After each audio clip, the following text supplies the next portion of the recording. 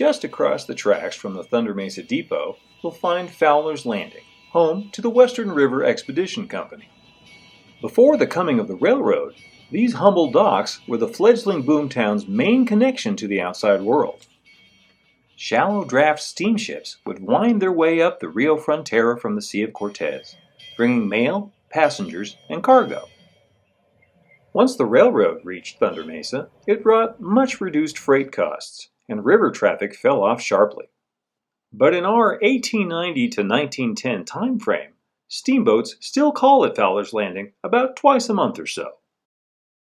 This type of operation is based on steamboats that once plied the lower Colorado River along the Arizona-California border, operating from the river delta all the way north to the confluence with the Virgin River.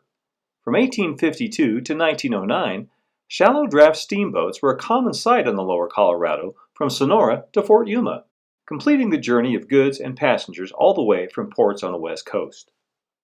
To accommodate the new riverfront scene, I actually had to build 10 additional inches onto the Thunder Mesa side of the layout.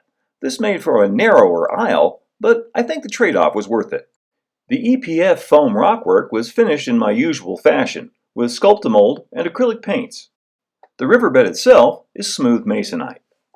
I built a simple cardboard mock-up to test the positions of the dock and the future river steamer. By the way, the name Fowler's Landing is a tribute to Fowler's Harbor at Disneyland. This dry dock for the big boats on the river is named in honor of Admiral Joe Fowler, construction boss and first general manager of Disneyland. To construct my dock, I decided to scratch build it in place, using dimensional basswood, dowels for the piles, and good old coffee stir sticks for the decking. All of the wood was distressed with a razor saw before assembly and stained with a silvery alcohol and shoe dye mixture. All of the rope on the docks was modeled with crochet thread, and the stair balusters were made from fancy wooden toothpicks. The life ring and jib crane were scratch built, and various detail castings, including crates and barrels, nuts, bolts, and washers, complete the look of the docks. The dockside headquarters of the Western River Expedition Company was built from basswood and a few Grant Line castings. The design of the structure is completely freelanced, with the lines and colors selected to complement the depot scene across the tracks. Careful attention was paid to the roof line, with a cupola, real cedar shingles, and some fancy gingerbread trim. Signs were created by me in Photoshop, with a few Easter eggs from the Disney archives thrown in. The name Western River Expedition Company comes from one of the most famous unbuilt attractions in Disney history. A Mark Davis-designed Pirates of the Caribbean-style boat ride through the Wild West that would have been the anchor for the proposed Thunder Mesa complex at Walt Disney World's Magic Kingdom. Sadly, that was never built, but I'm happy to pay tribute to the concept on my own small piece of Thunder Mesa. Like most of my structures, the Fowler's Landing building has LED lighting installed and can be removed from its base for maintenance as needed. Here's a good look at how the lighting is wired inside the structure, with all of the components called out. You can go ahead and pause here if you'd like to try something similar.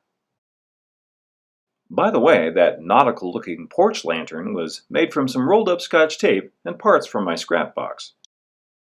The jib hoist above the cargo doors was also designed with a nautical feel. At this point, I'm still adding small details to the scene, like these crossed oars and this fisherman down on the docks. A little further downriver is this scratch-built Tom Sawyer raft, complete with pirate flag. And upstream, this barrel bridge will connect to a future keelboat landing. Still to be modeled is the water in the river itself, but that will have to wait until I finish the next big project here, the paddle wheel steamer that will be the centerpiece for this scene. But that, my friends, will be the subject for a future video. For now, I'm pleased with how the riverfront is coming along, and I'm enjoying the structures built so far.